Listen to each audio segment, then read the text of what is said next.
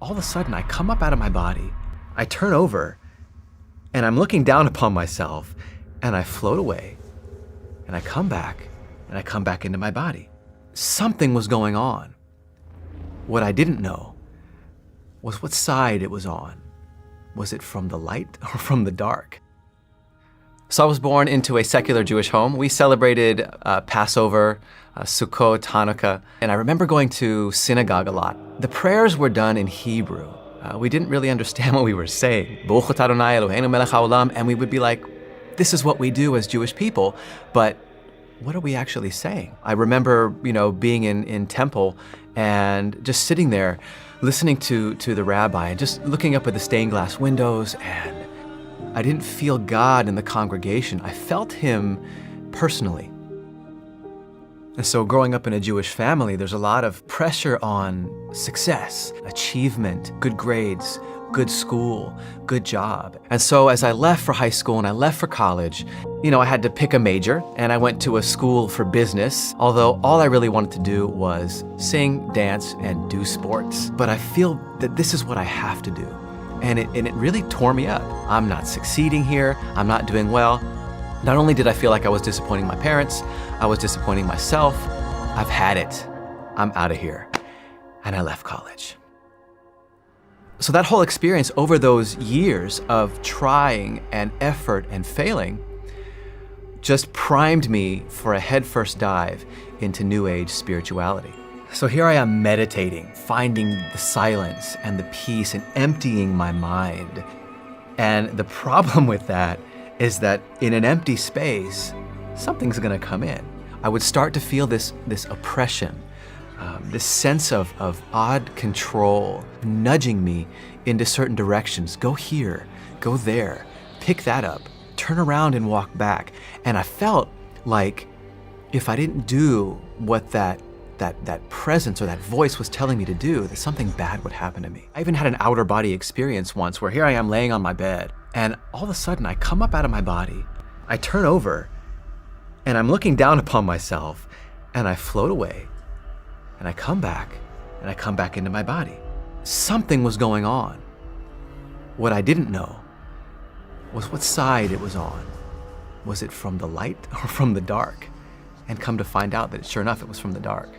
I was doing everything I can to put on a happy face and not let anybody know what was happening inside of me, but people knew. So my wife started noticing that I was going into depression. I remember one day, lying on the floor in my wife's arms, just bawling my eyes out. And I'm crying and I'm looking up at her and I'm saying, I'm sorry. I have no idea what I'm doing. I've spent 20 years in an effort to become more spiritual, successful, enlightened, and I have nothing to show for it. I'm empty. And to be honest, I really didn't have much strength or effort to live anymore. But I looked at my beautiful wife and I looked at my beautiful children and I said, wow, there's no way I could take myself out of this world, even though I have no desire to live. I'm tired of pretending like I'm some sort of advanced spiritual being when deep down inside I knew that I was broken. And I thought, what's wrong with me? I've dedicated the last 10 years, 12 years, 15 years to meditation and spiritual practice, positive affirmations, and I have nothing to show for it. So here I am, I'm going to the gym, and this really tall guy comes up to me, and he looks at me and he says, I've been watching you, and we're about the same age, and I just want to know, what do you eat? And I said, okay, well, you don't really want to know what I eat. And he's like, what, burgers and pizza and whatever you want? And I was like, no. I'm like, well, I eat a plant-based diet. So the next day I come in and I look at this guy, and he's over at the other side of the gym, and I'm like, I kind of feel drawn to this guy. I want to go ask him a question. So I walk over and ask him, I said, hey, what do you do, by the way? And he goes, I'm a pastor. And for some reason, that sparked something in me. And so I started asking him these questions, and he'd give me these really concise answers. And then I'd go home and I'd say, honey, I had this interesting experience at the gym, and we talked a little bit about about Christianity. We talked a little bit about, him being a pastor and what he does. So one of the biggest things that my wife was having trouble with was, how can she be Jewish and believe in Jesus? Because everything that she'd heard up at that time was, Jesus is not for the Jews. And so she was wrestling with that, and she came upon videos from One for Israel, videos, testimony videos of Jewish people coming to faith in Jesus. And my son would come home, he's like, yeah, I just had these great experiences about learning about Jesus. And we were like, something's going on here.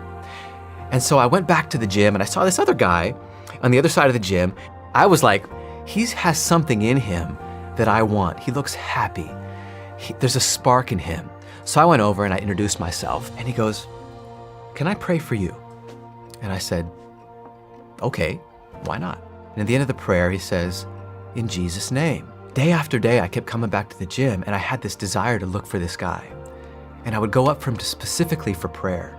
And every day I said, in Jesus' name, I started to feel like something was happening. And what I realized over time was that peace, it wasn't the absence of something. It was the presence of something.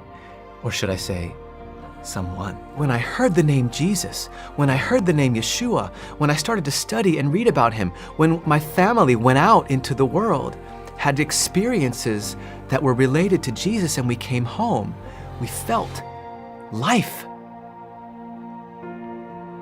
For the first time, we felt life. And it was at that moment that my wife and I, we got on our knees and we gave our lives to Jesus, Yeshua. And I knew that Jesus was the only one. The only one. And it was at that moment, this energy went through me that I'd never felt before. The depression, the anxiety, the fear, chronic issues that I'd been carrying with me my entire life, in one moment, were gone. So here I am now believing in Jesus and following Jesus and, a new man. And I got to go face my parents again. We go down and visit them and we just, said, hey, we have found new life in Jesus. And my mom was like, that's nice for you, but why can't you just be Jewish? Why can't you just stay Jewish? And I'm like, Mom, if you only knew that following Jesus was the most Jewish thing you could ever do.